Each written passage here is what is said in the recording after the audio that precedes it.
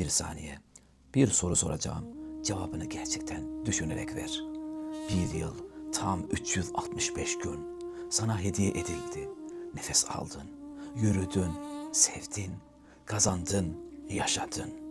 Peki bu 365 günün kaç gününü Allah'a ayırdın? 5 vakit namazın toplamı günde sadece 1 saat, haftada 7 saat, ayda 1 gün, senede sadece 12 gün. Düşün, tüm seneyi sana veren Rabbine senin sadece 12 gününü ayırman mı zor geliyor? Namaz kılmamak bir Müslüman için en büyük kayıptır, en büyük musibettir. Ve daha acısı ne biliyor musun?